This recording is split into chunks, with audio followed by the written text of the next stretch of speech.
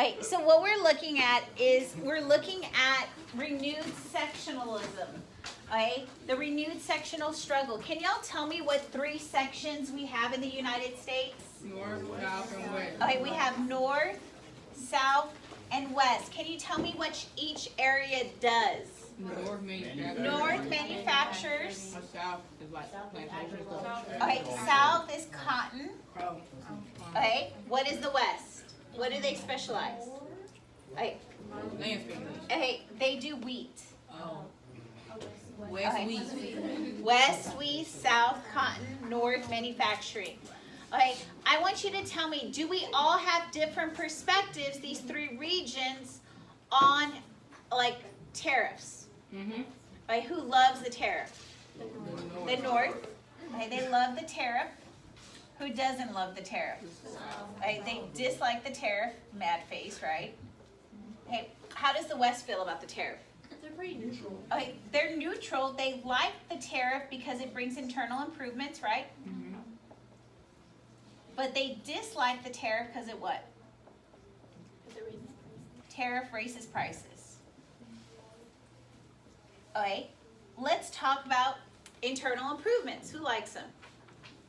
The West. Who doesn't like them? So I'm just gonna, they have a whole mad face of stuff. Internal improvements. The North. Do they like them? Mm-hmm. It brings in manufactured goods, right? It takes it out and brings in resources, but it also drains away their. Okay, so they're like meh, right? They like and dislike, right? So I guess happy face, mad face, internal improvements. All right, what about the bank? Who loves the bank? The North. So here's another love. The bank. Who dislikes the bank? The South. Okay. How does the West feel about it? They dislike it. Remember all those issues with the bank and with the panics? Okay. Okay, let's look at westward expansion. Who likes westward expansion? The West. The West and the... So I'm going to put a little combined face for westward expansion here. How does the North feel about it? They don't like it because what type of states does it bring in? Okay. Are we seeing eye to eye? Okay. Who looks like they're more similar? West and the South. Okay. Who looks like it's more different? And so we've been building up all of these sectional differences since the War of 1812. Okay? We just recently added in westward expansion. But there's going to be stuff from 1850 to 1860 that is going to renew our sectional struggles, and our sections are now going to turn into political parties.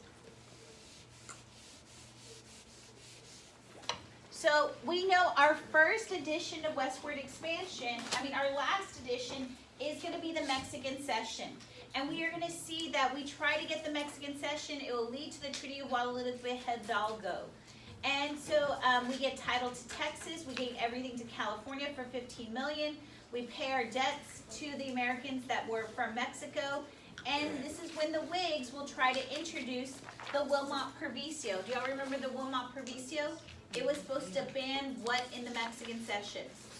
Slavery. And we're going to see that this is going to lead to the South liking it or disliking it. Disliking it because they feel that the North would get the advantage in the Senate. This amendment is killed, but it leads to siege mentality. Do y'all remember what siege mentality means? Everybody's attacking you, despite it not passing. So this is going to start off chapter 18. We are going to see Koss is the Democrat. If he says he's against slavery, does he lose votes? Yes, from where? The South. If he says he's for slavery, who does he lose votes from? The North. So he's going to remain largely silent on the issue. Okay. Taylor, on the other hand, supports the Wilmot Proviso that's against slavery where? In the Mexican Cession. So in 1848, we're going to see Koss will eventually endorse the idea called popular sovereignty. Let the people choose. Does that still make him silent on the issue, right? He shoves it to the people. We know Taylor will be favored because he's a war hero. Clay will not be elected. Do y'all remember Clay? where did he sell his life away on? The what? Do you remember? Corrupt bargain, so they won't elect him the Whigs. But you had this on your study guide, question number 4. It asks the Free Soil Party stance on slavery. This is chapter 18, question number 4. And I need you to understand it is free soil. They don't want what existing out there. But there's a reason. There's 2 different types of reason why slavery should be stopped. One is moral, which are abolitionists. But the other one comes from a different perspective. It is economic. Okay, so let me just say, Fabian, he is a rich Southern planter. And he has lost all of the fertility of his soil. So can he farm anymore in Alabama? So he has slaves. He can no longer farm. Does he want to move west? Does he want to move west? Okay, we are ordinary westward moving pioneers. We want jobs. If Fabian moves west with his slaves, will we have the opportunity for jobs? No. So this party wants free soil so we could have free what? Labor. Who is this an opportunity for? Is it for the slaves or for the Western pioneer who needs a job? So the Free Soil Party, are they economically against slavery or morally against slavery? Economically, because they want jobs for who? Western settlers. So here it is. We know it's a Free Soil Party. They take a clear stance on slavery. They support the Wilmot Proviso. They support internal improvements and free homesteads. Free homesteads. They want 160 acres given to anybody who moves west.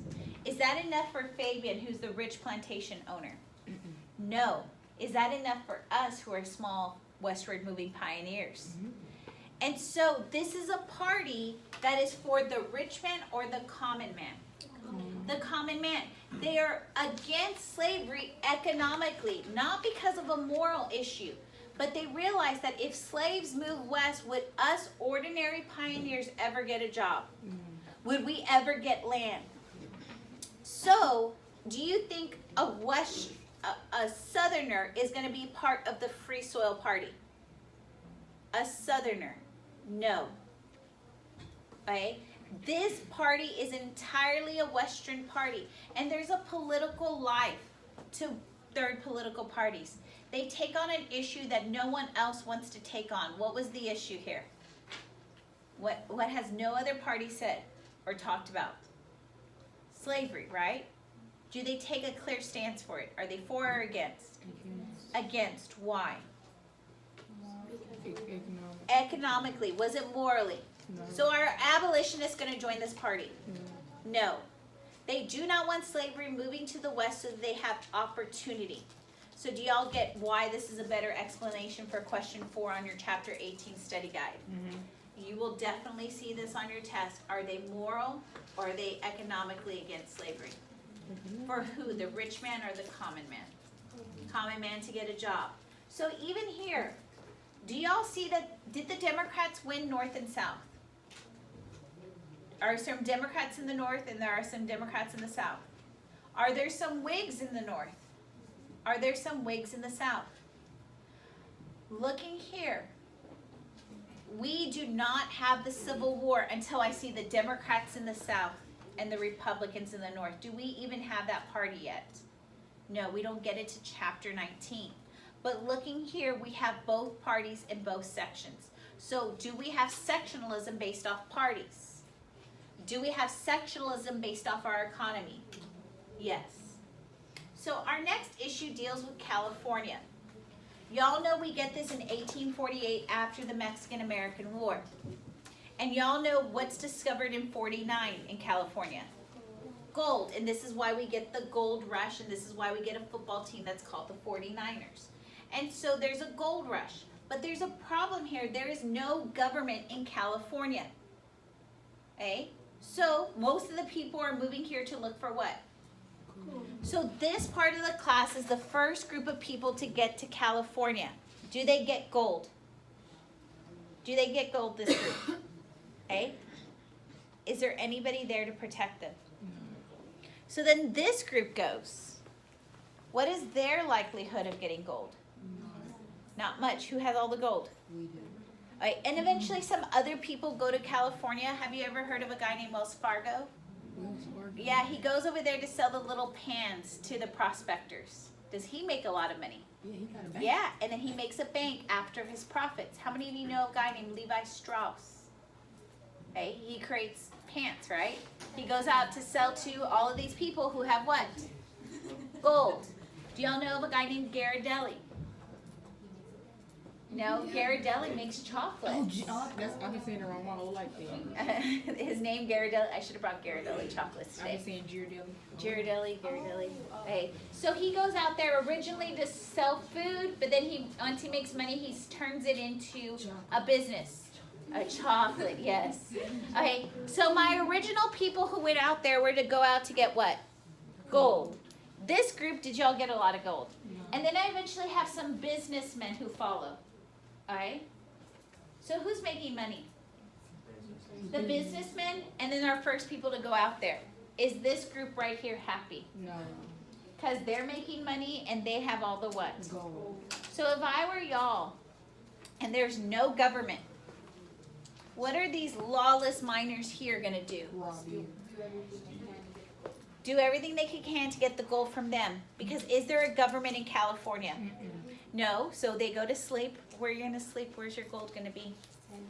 In your tent? In your where? In your hat? Okay.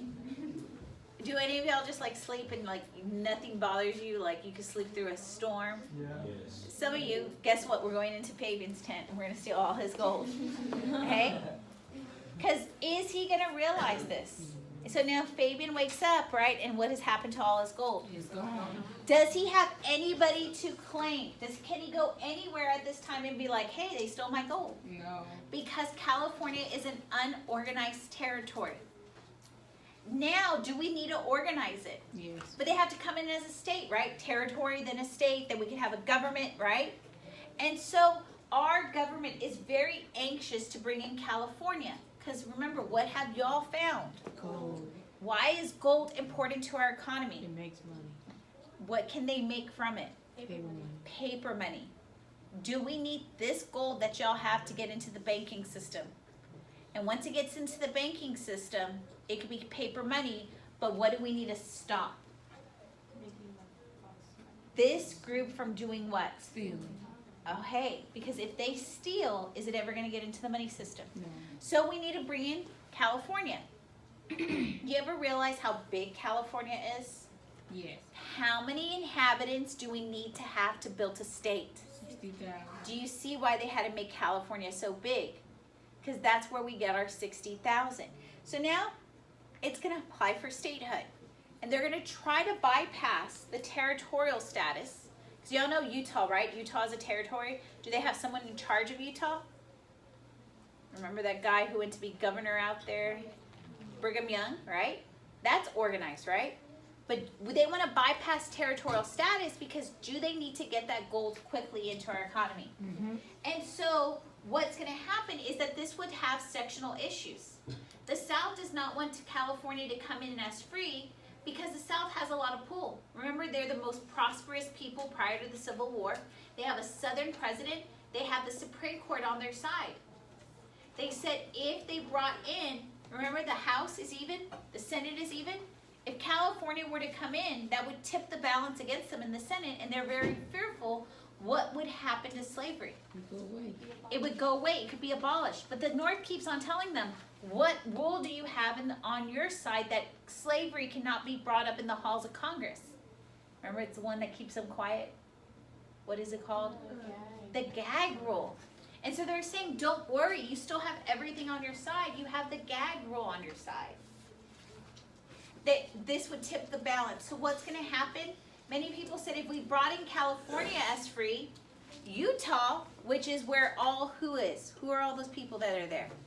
The Mormons would make Utah to be what? Free or slave? Slave. Or wait. Free. New Mexico, look at its geography. What would New Mexico be? It's sand. Are you gonna have all your slaves harvesting your sand? No. So New Mexico would be what? So then wait, if California came in as free, that would be 16, right? If Utah would have come in as free, that would be, and if New Mexico that would come in as free, that would be? 18. Does the South want this area to be free? No. No, because it would tip the balance further against them. But the North keeps on saying, what do you have on your side? We can never bring up slavery in the halls of Congress. What is it? The gag resolution. We're also going to see that there's other problems.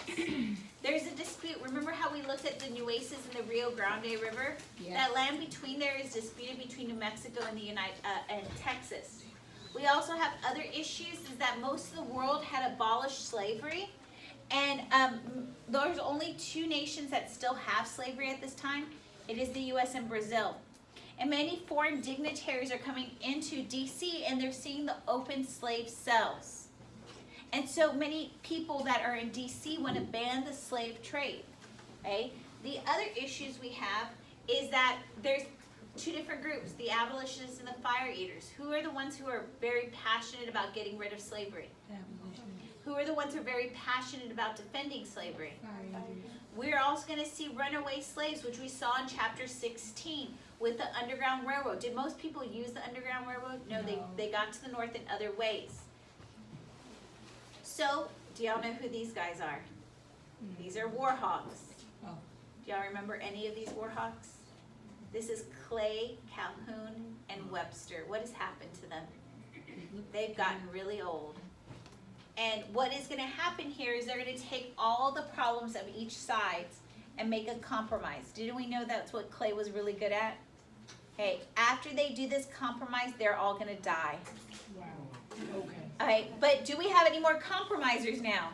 No. And this is the problem of why the Civil War will happen. Once Webster, Clay, and Calhoun, y'all should remember Calhoun from the South Carolina expedition and protest over the tariff, the war will be coming.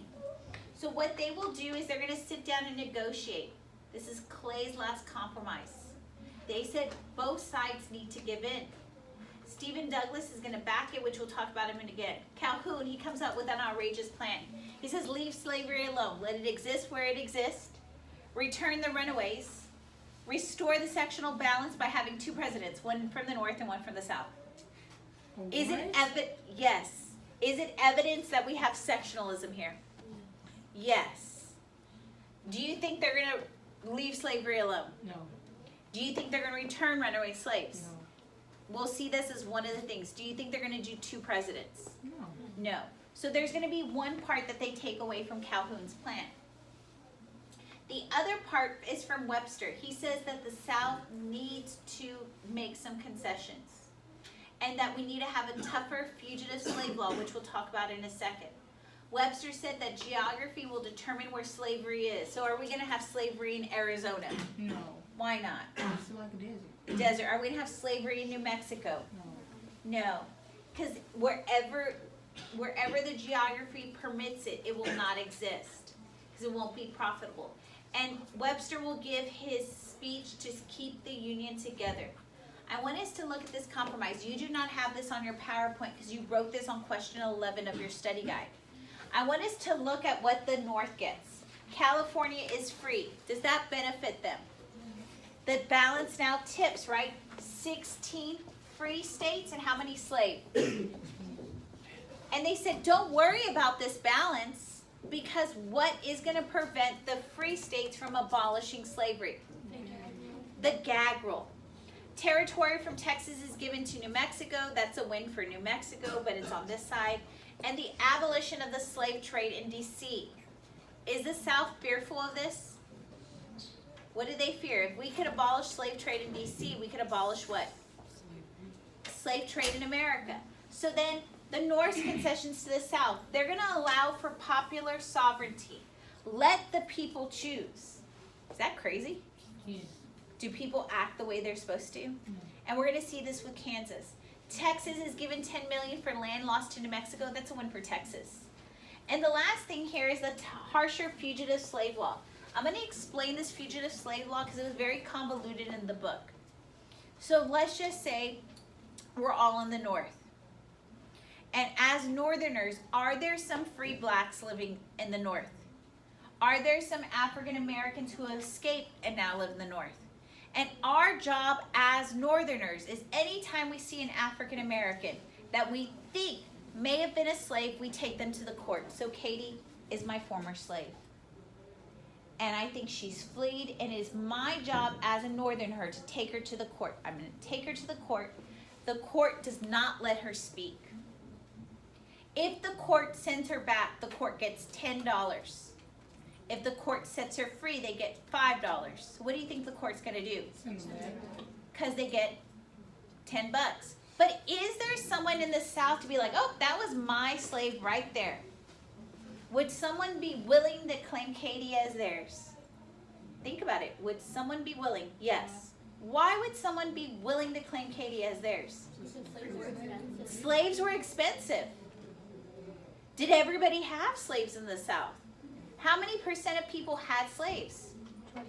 25%. So of those 75% of the people, would there be someone saying, that was mine? Just like if you dropped a $100 bill and it didn't have a name, would someone be willing to claim it? Is this a harsh law? Who is it going to require enforcement by? The Northerners, to be like, oh my gosh, I'm going to question, I know she looks like a slave, I don't know if she's not, but I'm going to take her to the court. How many of you would want that pressure every time you see an African American in the North to be able to do this? So many Northerners, do you think they want to follow that? And this is what's going to lead to the passage of personal liberty laws. Many people said that this is going to be a new era of good feelings. Wait, haven't we had an era of good feelings? Was it really an era of good feelings? No, it was a misnomer. Remember we talked about that? And the reason why this era of good feelings is going to be a misnomer is because, remember I was telling you, we were Northerners and we had to take these slaves up? Do we want to do that? So we're going to pass personal liberty laws. And what this is, we are going to nullify. Do y'all know what nullify means? We're not going to do it. I'm, as a Northerner, I feel that I should not have to take people who I think are free to the court, because the court is just going to do what with these people? Send them back. Send them back. That is nullification. Wait, who introduced this idea? Was it a Northerner or a Southerner? In the South Carolina Exposition and Protest, Calhoun introduced the idea of nullification, which he took from Thomas Jefferson and James Madison. He says we have the right to nullify. Is this going to upset the South? Yes. They're going to be like, this is the only thing we got. And did we even get it? No. We're going to see over the next 10 years, the North will get the better end of the deal because the balance will tip in their favor. We're going to see they had 11 years to prepare for the Civil War, to build more factories, build more roads, and convince moderates, because we keep on thinking of the North and we keep on saying everybody in the North is an abolitionist, but really, were they? No. There's going to be things that will shift people to being on the side of the Civil War. So this next election, here we have all our candidates running again. Free soil, morally or economically against slavery? Economically. Whigs, they favored the what? Wilmot Proviso that did not want the expansion of into the Mexican cession. Democrats, for and against slavery, right? What two parties up here do you think are going to combine together? The Whigs and the Free Soil will combine together. So we're going to see that Pierce is a pro-Southerner. He supports the compromise. Whigs will support the compromise. The Free Soils will not. And so we will see Franklin Pierce win. Do I have Democrats in the North and Democrats in the South? Do I have Whigs in the North and Whigs in the South? Yes. Do I have sectional parties yet? Do I have sectional parties? But do I have sectionalism, that each area has different economic things? And this is why I keep on telling you, the economies of the area will enforce political policies that favor each one. So what is the balance right now? How many free states do I have? 16. I have 16 free states, and how many slave states do I have? 18. So who feels the threats? Slaves. The slave states, but what does the North keep on telling them? We cannot introduce anything new into the halls of Congress because of what rule? The gag rule. But the South, they're desperate. And this is what's going to lead to their 16th state search for the next slave state. They're looking, right, to restore this balance. But they're going somewhere weird. Where are they going? They're going into Latin America because many of these Latin American countries had slavery. Many of them have revolted and thrown over their European countries. Are they vulnerable? And there's one that's specifically vulnerable, which is Nicaragua. We're going to see that the British have come into Nicaragua and they're going to be trying to build a canal, which seems weird because will there ever be a canal built in Nicaragua? We know the canal will eventually be built where? Panama. But right now they're looking at Nicaragua because Nicaragua has recently revolted and they're free. Panama is part of Colombia at this time. They're invading and they're trying to build a canal.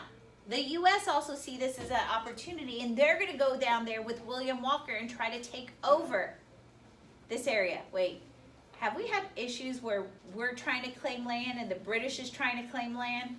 And it's almost led to a what? War. Can you tell me some areas where we fought with the British over land? Oregon. One by Canada. One by Canada that's up there where we had the moose with the lumberjacks and the fishermen.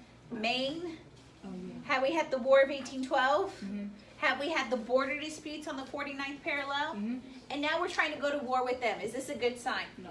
So both sides back down and they signed the Clayton-Bueller Treaty where they agrees that no one is going to build a canal and no one is going to bring this in.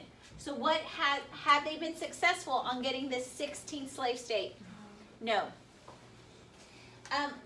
This refers a little bit more to world history that I'm going to pick up when we get to February.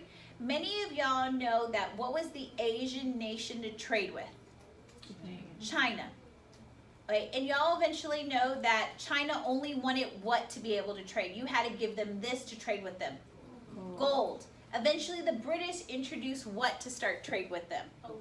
Opium. And then the Chinese closed their doors, right? Mm-hmm. The only way for the U.S. was to get into trade with China was to trade with Japan. And this is when Commodore Matthew Perry, not to be confused with the guy from Friends, Commodore Matthew Perry is going to open trade relations with Japan. And this will eventually lead to trade relations with China. Do you need to worry about this right now? No, we will worry more about this in February. Hey, is Japan going to be the 16th slave state? No. No, so we're still on a conquest for the 16th slave state. So another possible venue was Cuba. They looked at Cuba because it had slavery. It was a sugar island. And Spain is losing control of it. The U.S. is going to offer $120 million. Is that a lot of money? Yes. Remember, do y'all remember how much we bought the Mexican cession for? 10. 15. Oh. Gadsden was 10. Louisiana, 15. That is 40 million. We're tripling that price here. Are they desperate for a slave state? Yes. Basically, we bought half the U.S. for 40 million. And what are they doing here? They're tripling that. They are desperate for a slave state. So who do you think would be introducing the Austin Manifesto? A northerner or a southerner?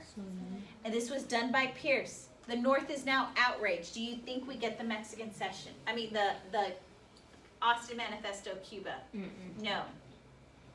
We talked about Gadsden with chapter 17. Why did we purchase that little bitty area for $10 million? Railroad, because our original railroad we were going to run is going to intersect with what? The mountains. The mountains. Will we be able to build a railroad? No. Okay.